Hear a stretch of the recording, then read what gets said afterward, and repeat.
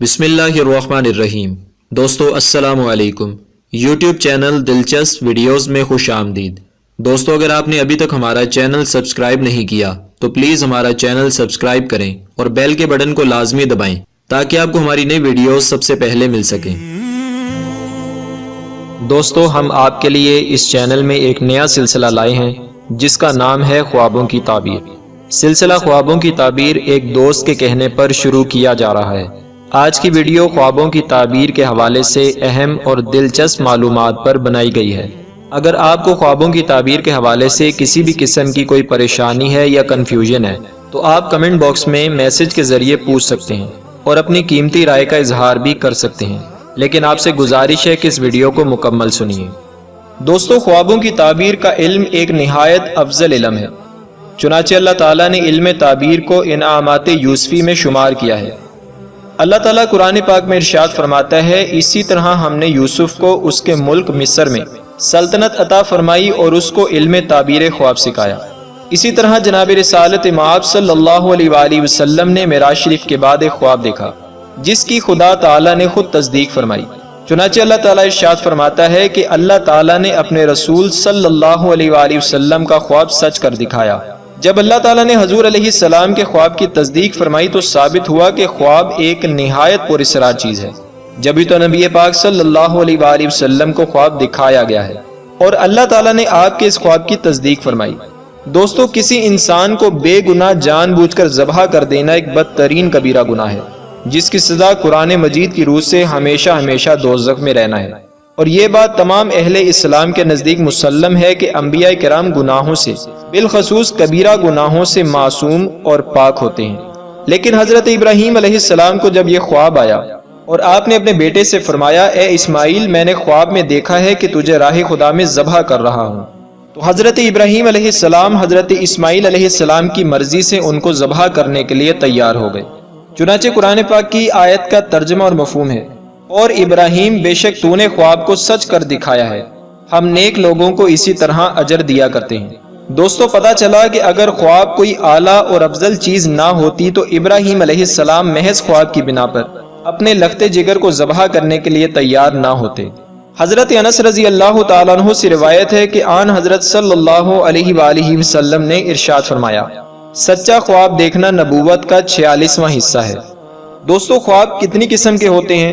حضرت امام ابن سیرین رحمۃ اللہ تعالی علیہ فرماتے ہیں کہ خواب 3 طرح کے ہوتے ہیں: رحمانی خواب، نفسانی خواب اور شیطانی خواب۔ رحمانی خواب وہ ہوتا ہے جو کہ اللہ تعالیٰ کی طرف سے وحی ہوا کرتا ہے، یا اپنے مقبول بندے جیسے اولیاء کرام یا مومنین کی طرف بشارت ہوا کرتا ہے۔ دوستو نفسانی خوابوں کا انحصار انسان کی طبیعت پر ہوتا ہے۔ مثلا اگر ایک شخص ڈرائیور ہے تو جب وہ رات کو سوئے گا تو اپنے آپ کو خواب میں گاڑی چلاتا ہی پائے گا۔ شیطانی خواب یہ ہوتا ہے کہ اس طرح کے خوابوں میں شیطان اکثر نمود و نمائش کرتا ہے۔ مثلا مردوں کے خوابوں میں شیطان کسی عورت کی شکل میں قریب آتا ہے اور بندے کو ورغلاتا ہے، اور جب انسان پر غسل واجب ہوتا ہے تو ایک دم غائب ہو جاتا ہے۔ دوستو یہ جان لیجئے کہ آخری 2 قسم کے خوابوں کی کوئی تعبیر نہیں ہوتی، صرف رحمانی خوابوں کی تعبیر ہوتی ہے۔ آئیے دوستو جان لیتے ہیں کہ کس کس دن کو خواب کی تعبیر معلوم کرنی چاہیے۔ اگر کوئی شخص اتوار کے دن خواب دیکھے تو یہ نیک خواب ہے، کیونکہ اس خواب کا تعلق آفتاب یعنی سورج سے ہوتا ہے۔ اگر کوئی پیر کے دن خواب دیکھے تو یہ خواب بھی نیک ہے، کیونکہ اس خواب کا تعلق ماہتاب سے ہے۔ اگر کوئی منگل کے دن کا خواب دیکھے تو اس کی تعبیر نہیں پوچھنی چاہیے، کیونکہ اس کا تعلق سیارہ مریخ سے ہے۔ بدھ کے دن کے خواب کا تعلق عطارد سے ہے، جس دن قوم ہود علیہ السلام اور اصحاب الرس ہلاک ہوئے تھے۔ اس دن کے خواب کی تعبیر بھی نہیں پوچھنی چاہیے۔ جمعرات کا دن مشتری کا ہے، اس روز کا خواب سعادت اور خوشی کی دلیل ہے۔ جمعہ کا دن زہرہ ستارے کا ہے، اس دن کے خواب کی تعبیر خوشی، نشاط اور عیش کی دلیل ہے۔ خوابوں کی تعبیر کتنے عرصے میں پوری ہوتی ہے؟ حضرت امام ابن سیرین رحمۃ اللہ تعالی علیہ کا قول ہے کہ جو خواب رات کے پہلے حصے میں دکھائی دے اس کی تعبیر 5 سال میں پوری ہوتی ہے، اور جو آدھی رات میں دکھائی دے تو اس کی تعبیر 5 مہینوں میں پوری ہوتی ہے، اور اگر بہت صبح سویرے یعنی تہجد کے وقت دکھائی دے تو اس کی تعبیر 10 روز تک ظاہر ہو جاتی ہے۔ خلاصہ کلام یہ ہے کہ جس قدر رات کا وقت دن کے وقت سے زیادہ نزدیک ہوگا وہ خواب درست ہوگا، اور اس کا نتیجہ جلد معلوم ہو جائے گا۔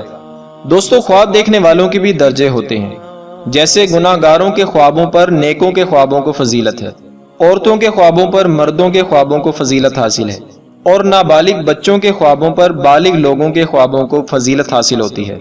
خواب دیکھنے والے کو چاہیے کہ جب وہ اپنا خواب بیان کرے تو پوری دیانتداری سے بیان کرے، اس میں کسی قسم کا رد و بدل نہ کرے۔ وہ کون لوگ ہیں جن کو خوابوں کی تعبیر نہیں بیان کرنی چاہیے؟ دوستو، وہ 4 قسم کے لوگ ہیں۔ نمبر 1، بے دین لوگوں سے، کیونکہ اللہ تعالیٰ کی نافرمانی کے باعث ان میں برکت نہیں ہوتی۔ نمبر 2، عورتوں سے، کیونکہ شریعت محمدی صلی اللہ علیہ وآلہ وسلم میں 2 عورتوں کی گواہی 1 مرد کے برابر رکھی گئی ہے، یہ اس لیے ہے کہ عورتیں ناقص العقل ہوتی ہیں۔ نمبر 3، جاہلوں سے، کیونکہ تعبیر بتانے والے کو علم تعبیر اور حدیث وغیرہ کا عالم ہونا ضروری ہے۔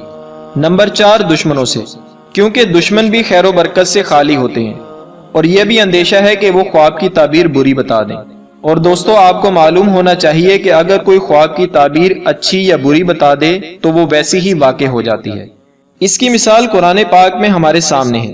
حضرت یوسف علیہ السلام کے جن 2 قیدی ساتھیوں نے جیل میں آپ سے اپنے خواب بیان کیے تھے، حضرت یوسف علیہ السلام نے ان کی جو تعبیر بیان فرمائی تھی وہ ویسی ہی واقع ہو گئی کہ ایک قیدی تو بادشاہ کو شراب پلانے والا بن گیا اور دوسرا سولی پر چڑھا دیا گیا۔ اس لیے دوستو، آپ نے ہمیشہ یاد رکھنا ہے کہ ان 4 قسم کے لوگوں کو اپنا خواب بیان نہیں کرنا۔ اگر آپ اپنا خواب بیان کرنا چاہتے ہیں تو کسی سمجھدار عالم دین سے بیان کریں۔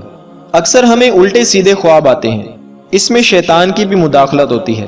شیطان مختلف صورتیں بدل بدل کر ہمارے سامنے آتا ہے، مگر شیطان اللہ تعالیٰ، انبیاء کرام، فرشتوں، آسمان، سورج، چاند اور ستاروں کی مانند کوئی صورت اور شکل اختیار نہیں کر سکتا۔ بعض اوقات کئی خوابوں کی تعبیر الٹی بھی ہوتی ہے، جیسے کہ حضرت امام ابن سیرین رحمۃ اللہ تعالی علیہ بیان کرتے ہیں کہ خواب میں طاعون کی بیماری دیکھنا بیداری میں لڑائی کی دلیل ہے۔ اسی طرح خواب میں رونا بیداری میں خوشی ہے، اور خواب میں اپنے آپ کو قبر میں دیکھنا قید خانے میں جانے کی دلیل ہے۔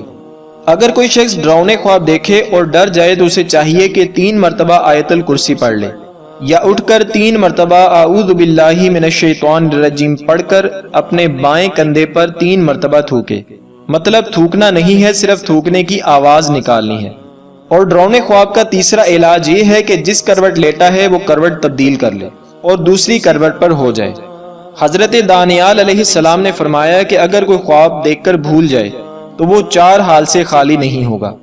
ایک تو بہت گناہوں کے باعث، دوسرا مختلف کاموں میں مشغول ہونے کے باعث، تیسرا اپنی نیت کمزور ہونے کے باعث، چوتھا اپنی طبیعت کے اختلاف کی وجہ سے، مطلب اس کی طبیعت کی حالت ایک جیسی نہیں رہتی، ایک لمحے تو وہ کچھ اور چاہ رہا ہوتا ہے اور دوسرے لمحے کچھ اور۔ حضرت کرمانی رحمۃ اللہ تعالی علیہ فرماتے ہیں کہ جو شخص اپنے خواب کو علامت اور دلیل کے ساتھ اچھی طرح جاننا چاہتا ہے، اس کو چاہیے کہ وہ باوضو سنت کے مطابق قبلہ رو دائیں کروٹ پر سوئے، رات کا کھانا درمیانہ کھائے، اس لیے کہ زیادہ کھانا کھانے سے معدے سے بخارات اٹھتے ہیں اور سیدھے دماغ تک پہنچتے ہیں اور خیالات منتشر ہو جاتے ہیں۔ اسی طرح بہت تھوڑا کھانا کھانے سے بھی خیالات منتشر ہوتے ہیں اور پھر پریشان کن عجیب و غریب سے خواب دکھائی دیتے ہیں۔ جیسا کہ ایک اعرابی آن حضرت صلی اللہ علیہ وآلہ وسلم کے پاس آیا اور عرض کرنے لگا کہ یا رسول اللہ صلی اللہ علیہ وآلہ وسلم، کل میں نے ایک ایسا خواب دیکھا، اور ایک پریشان خواب بیان کرنے لگا۔ آن حضرت صلی اللہ علیہ وآلہ وسلم نے فرمایا کہ تو نے کیا کھایا تھا؟ اس نے عرض کیا کہ میں نے بہت سی پختہ کھجوریں کھائی تھیں۔ دوستو، سونے سے پہلے سونے کی دعا بھی پڑھ لینی چاہیے اور سو کر اٹھنے کی دعا بھی پڑھ لینی چاہیے۔ امید ہے کہ ان دعاؤں کی برکت سے خواب بھی اچھے آئیں گے۔ دوستو، ہماری اس ویڈیو کو لائک اور شیئر کریں اور اپنی قیمتی رائے سے ہمیں آگاہ کریں، اور ہمارا چینل سبسکرائب کرنا نہ بھولیے گا۔